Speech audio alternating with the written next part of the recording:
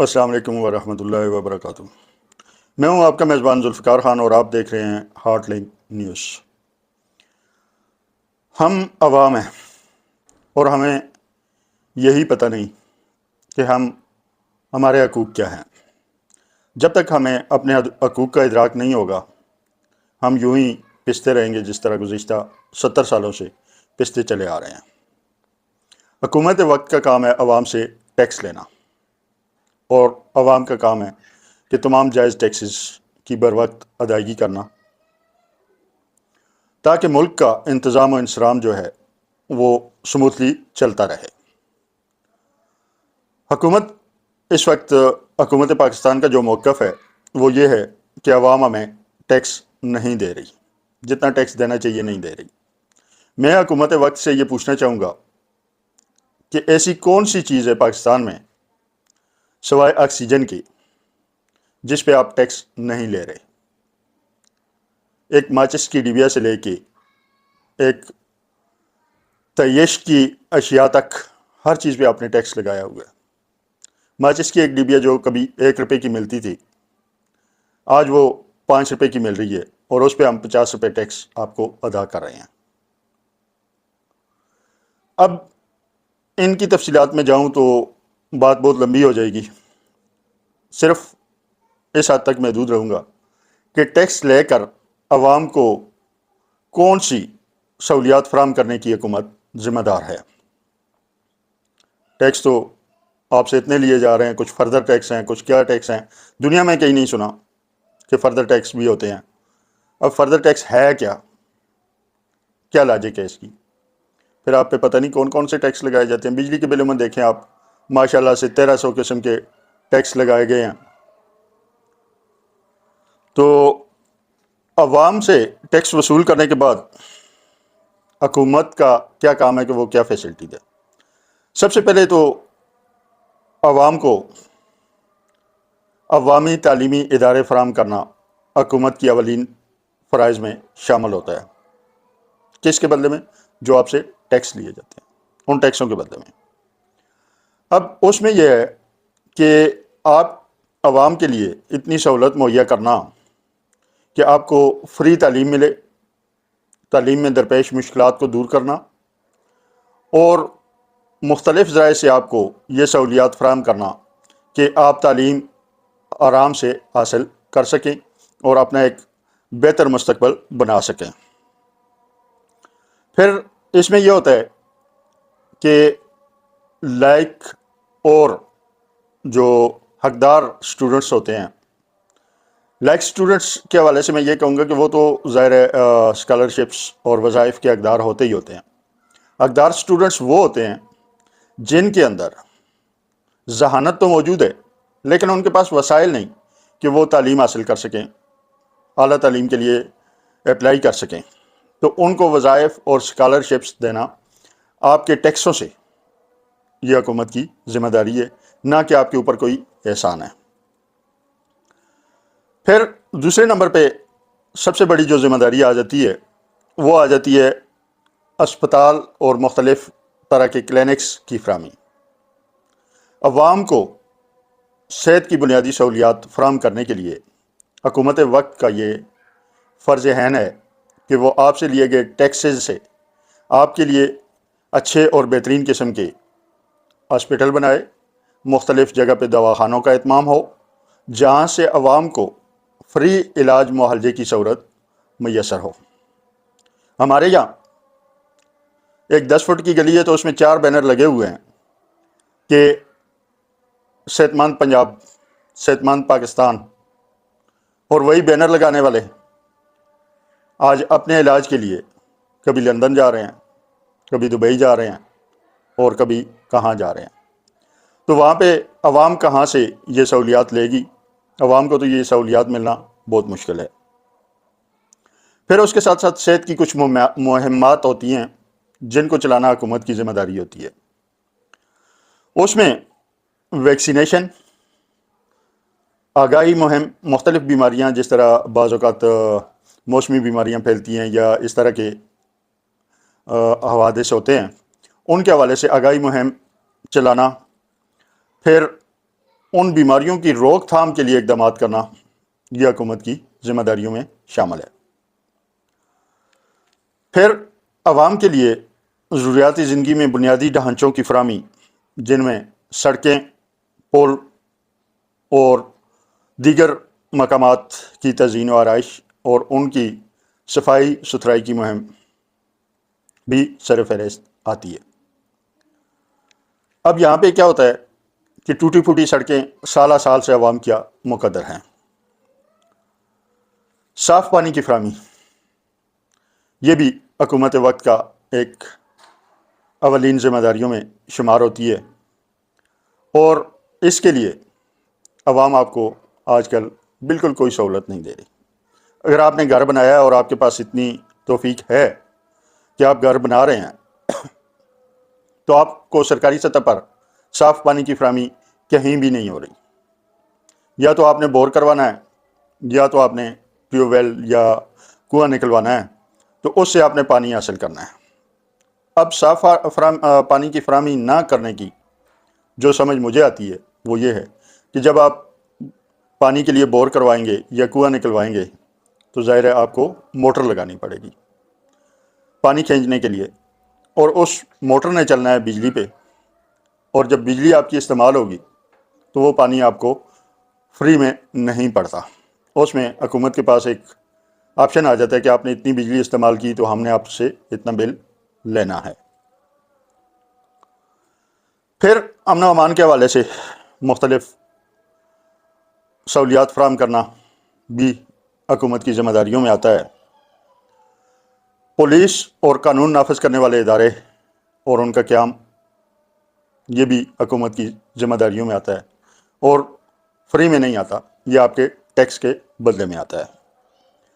ہمارے یہاں ماشاء اللہ سے یہ روایت رہی ہے کہ پولیس کو سیاسی حکام، اعلیٰ اختیارات کے مالک لوگ اپنے ذاتی مقاصد اور ذاتی مفاد کے لیے ایسے استعمال کرتے ہیں جیسے وہ ان کا کوئی پرسنل ملازم ہو۔ ایک عام شہری اگر کسی جگہ سے گزر رہا ہے اور سامنے سے پولیس آ جائے تو اس کی خوف سے گھگی بن جاتی ہے۔ وہ ادارے جن کا قیام آپ کے تحفظ اور اپنے آپ کو محفوظ سمجھنے کے لیے کیا گیا ہے، وہی ادارے اگر آپ کے اوپر فرعون بن کر بیٹھ جائیں اور تنہا آپ کے ٹیکسوں سے لے رہے ہوں تو اس کو آپ کیا کہیں گے؟ پھر امن و امان کی صورتحال، مختلف علاقوں میں گشت کی صورتحال، اور انہی امن و امان کے قیام کے لیے قائم کیے گئے اداروں کی گشت کا ہونا انتہائی ضروری ہے، جبکہ آپ کو یہ پریکٹیکلی کہیں بھی نظر نہیں آئیں گے۔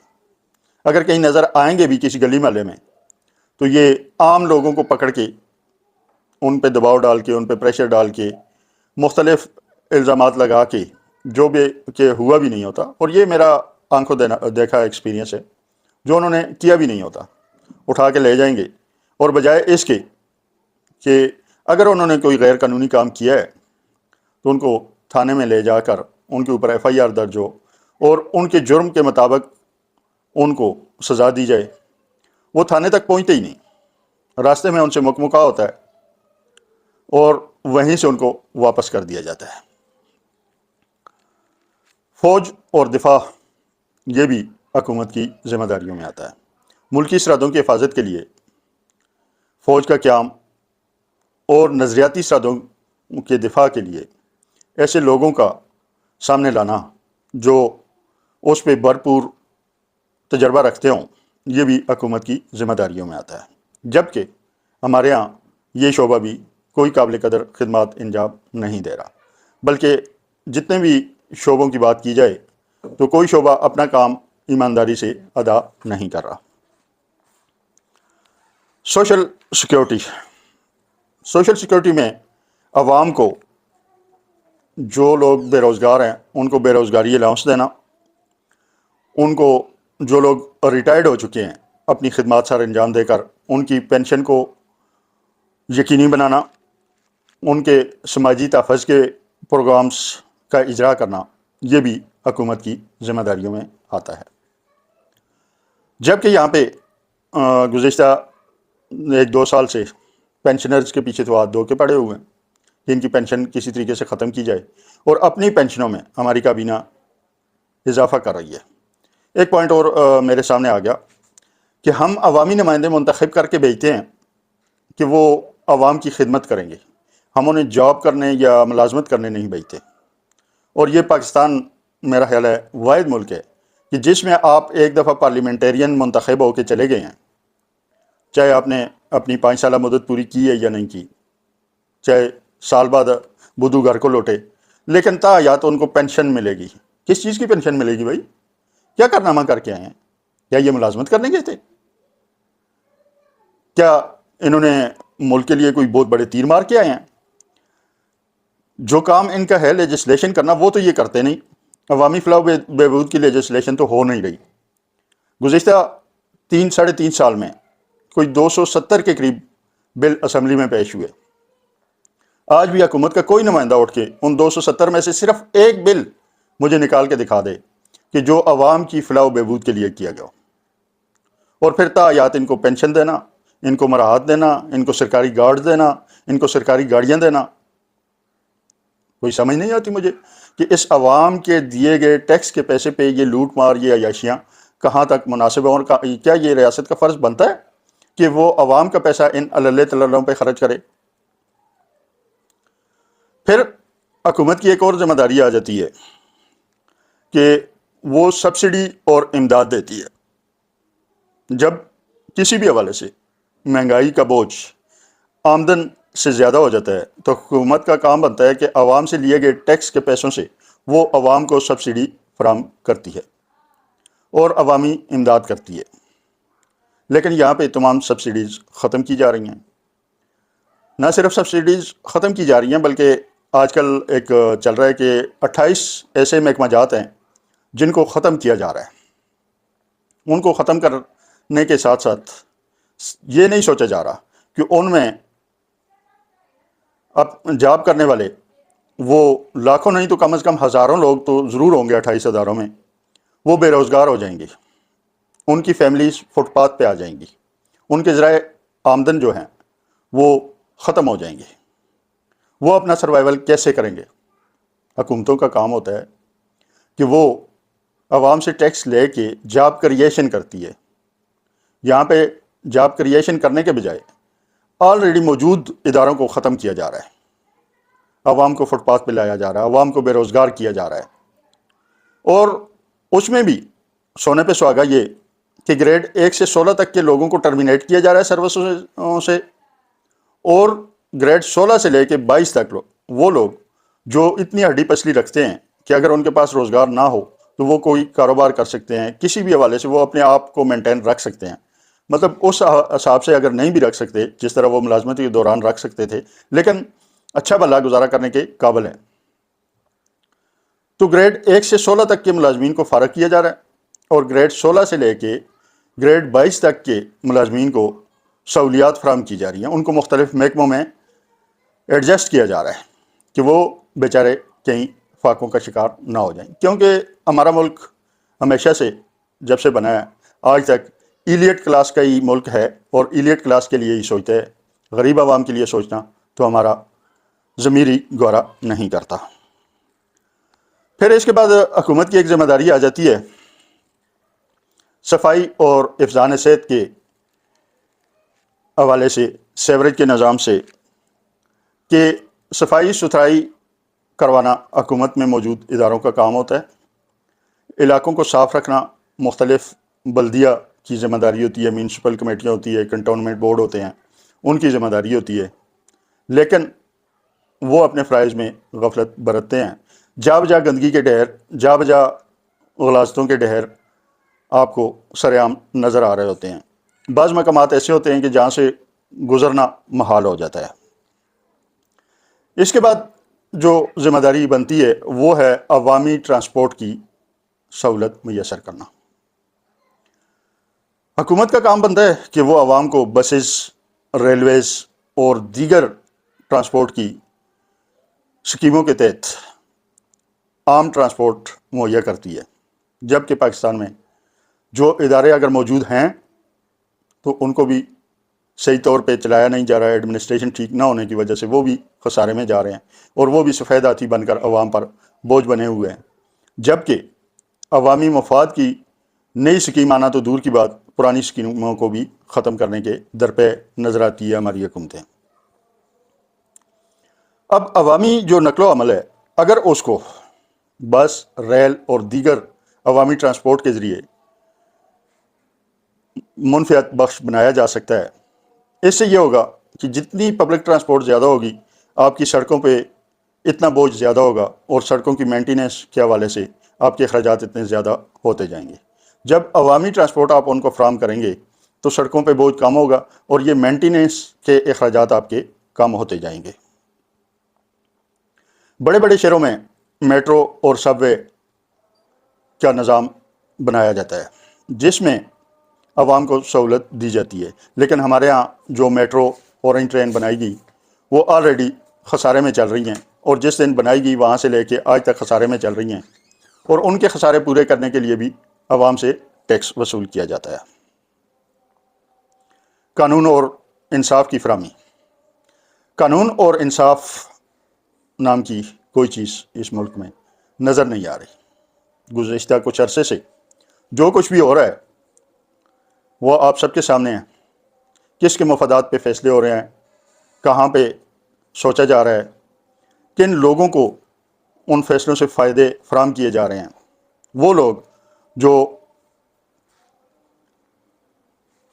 जिनके हाथ में लाठी है, कानून भी उनके लिए काम करता है, कानून भी उनको इंसाफ फराहम करता है। और हमारे मुल्क में तो हैं ही दो तरह के कानून, और इन दो तरह के कानून में अमीर के लिए कानून और है, गरीब के लिए कानून और है। और हज़रत अली का कौल है कि कोई भी माशरा गुर्बत और दीगर मसाइल के साथ तो चल सकता है, लेकिन नाइंसाफ़ी के साथ चलना किसी भी माशरे के लिए नामुमकिन है। कानूनी मुआवनत फराहम करना। अगर खुदा न खास्ता कोई आम शहरी किसी ऐसे मामले में या किसी ऐसी मुश्किल में फंस जाता है कि उसकी बसात नहीं कि वो महंगे महंगे वकील कर सके या अपने लिए इंसाफ को ख़रीद सके, मैं लफ्ज़ ख़रीद इस्तेमाल कर रहा हूँ क्योंकि पाकिस्तान में इंसाफ मिलता नहीं, इंसाफ ख़रीदा जाता है।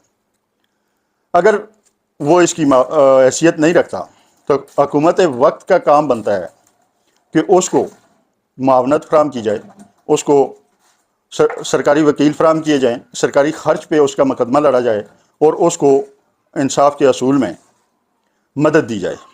लेकिन यहाँ पे ऐसा कुछ भी नज़र नहीं आता। मैशत और रोज़गार फराहम करना हुकूमत की अवलीन तरजीह होती है।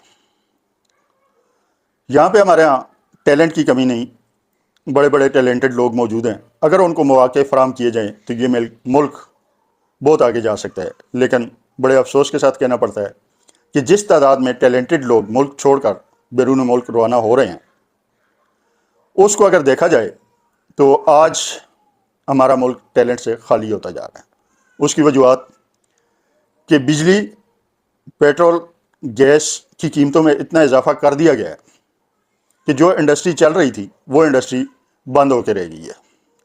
हत्ता कि पाकिस्तान की सबसे बड़ी टेक्सटाइल मिल, 17 टेक्सटाइल मिल्स, वो भी अपना काम बंद कर चुकी है। ऑटोमोबाइल फैक्ट्रियाँ यहाँ से बंद करके बैरून मुल्क चली गई हैं। जो थोड़ा बहुत बिज़नेस आपके पास आ रहा था इन बिलों के वजह से, क्योंकि कास्ट पूरी नहीं हो रही, इंडस्ट्रियलिस्ट की कास्ट पूरी नहीं हो रही, तो वो प्रोडक्शन कहाँ से करेगा। तो जो थोड़ी बहुत आपको इनकम आ रही थी, मुबारक हो आपको कि आपने वो दुबई, इंडिया, बांग्लादेश, श्रीलंका के हवाले करने में कोई कसर नहीं छोड़ी। जो थोड़ा बहुत रोज़गार लोगों का चल रहा था वो मुख्तलिफ़ फैक्ट्रियाँ और मुख्तलिफ़ इदारे बंद करने से लाखों लोग बेरोज़गार होकर घर बैठ के और फाकों की ज़िंदगी गुजारने पर मजबूर हो गए। होना तो ये चाहिए कि हुकूमत वक्त टैलेंटेड लोगों को बिलासूद कर्ज़े फराहम करे, बल्कि फिजिबिलिटी भी बना के दे उनको, उनके टैलेंट के मुताबिक जो कारोबार वो कर सकते हैं बना के दे। लेकिन यहाँ पे गरीब दिन ब दिन गरीब तारा होता जा रहा है। टैलेंटेड लोग दिल बर्दाश्त होकर मुल्क छोड़ रहे हैं اور عوام فاقوں سے مرنے لگی ہے۔ والدین اپنی اولادوں کو بیچنے پہ آ گئے ہیں۔ کچھ لوگ ایک دوسرے کے گلے کاٹنے پہ تلے ہیں۔ گزشتہ دنوں کا واقعہ ہے کہ 30,000 روپے کا بل آنے پہ، بجلی کا بل 30,000 آنے پہ ایک بھائی نے دوسرے کا گلا کاٹ دیا، کیونکہ اس کے پاس روزگار نہیں تھا، وہ مزدور تھا اور مزدوری تھی نہیں، اور اس بیچارے کے پاس 15,000 روپے نہیں تھے کہ وہ اپنے بھائی کو دیتا اور وہ بجلی کا بل بھرا جاتا، تو بھائی نے اٹھ کے اس کا گلا کاٹ دیا۔ یہاں تک حالات ہمارے جا رہے ہیں۔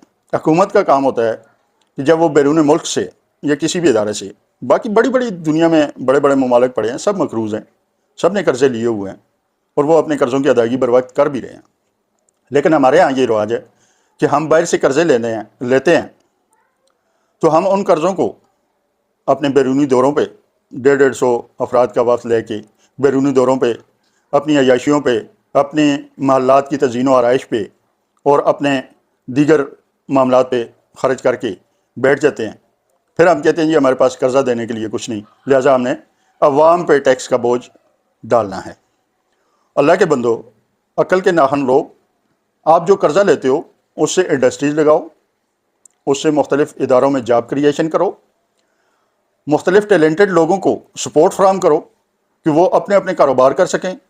جو شخص کاروبار شروع کرے گا 2 4 10 کو تو وہ لازمی جاب فراہم کر سکتا ہے، لیکن یہاں پہ الٹی گنگا بہہ رہی ہے۔ پھر حکومت کی سب سے بڑی ایک اور ذمہ داری ہے کہ سرکاری محکموں میں نوکریوں کی فراہمی۔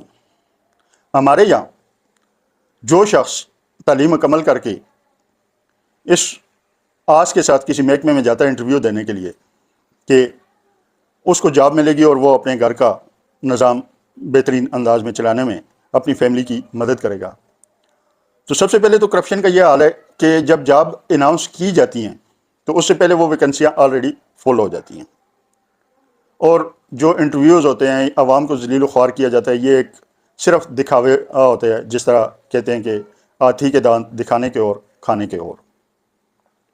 اسی طرح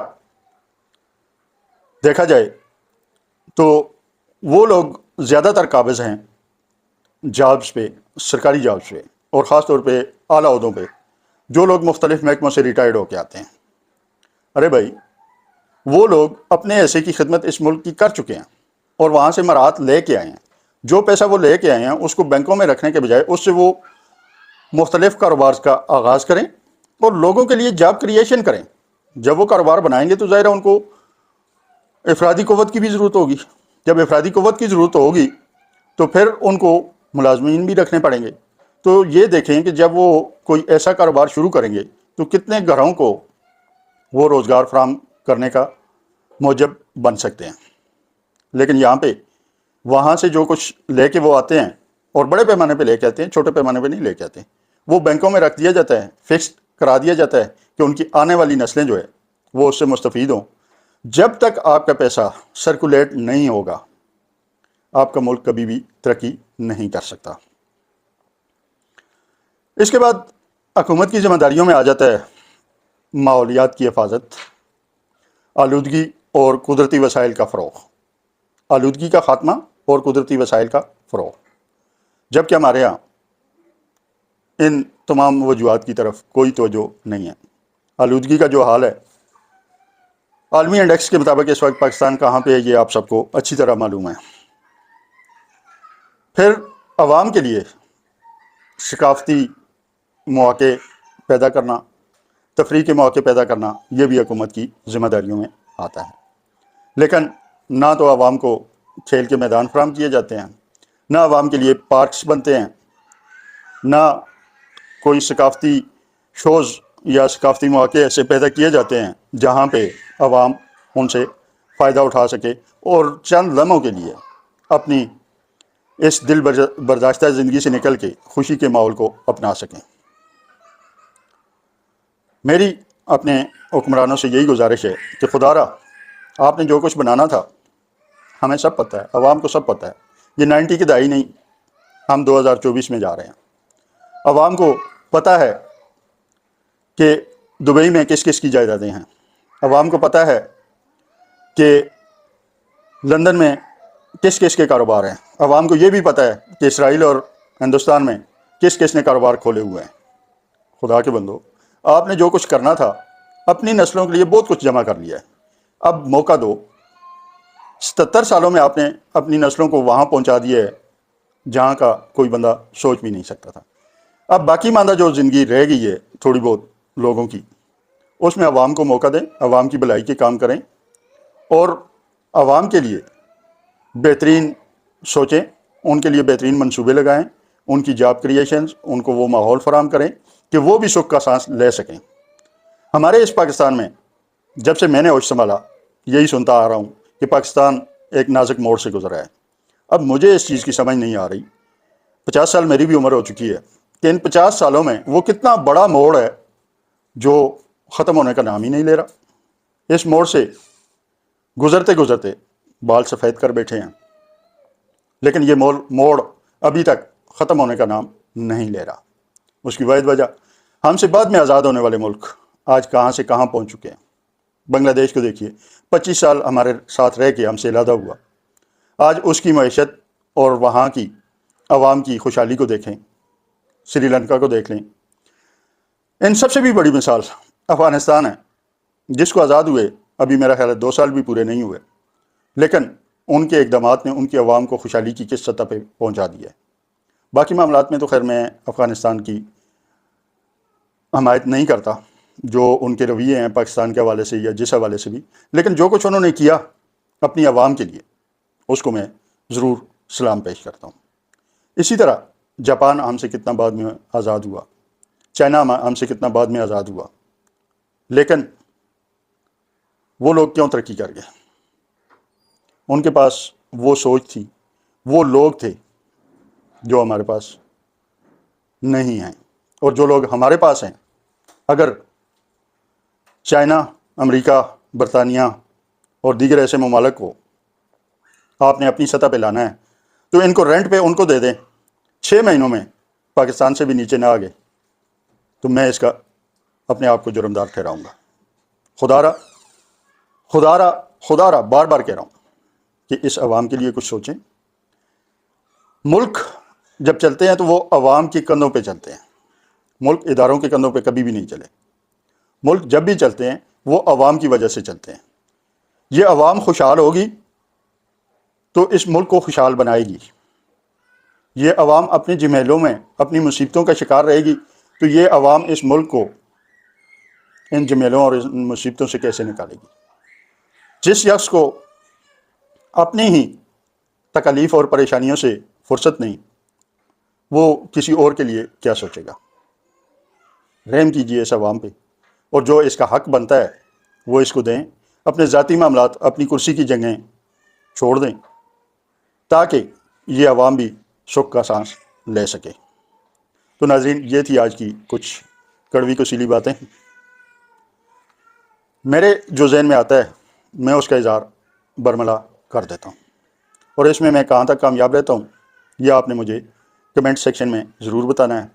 چینل کو سبسکرائب ضرور کریں اور ویڈیو کو لائک بھی ضرور کیجیے گا، اس سے ہماری حوصلہ افزائی ہوتی ہے اور بہتر سے بہتر کام کرنے کے لیے ہمیں حوصلہ ملتا ہے کہ ہم آپ کے لیے زیادہ بہتر معلومات فراہم کر سکیں۔ اب اجازت دیجیے، ذوالفقار خان کو ملتے ہیں ایک اور پروگرام میں ایک اور موضوع کے ساتھ۔ اللہ حافظ۔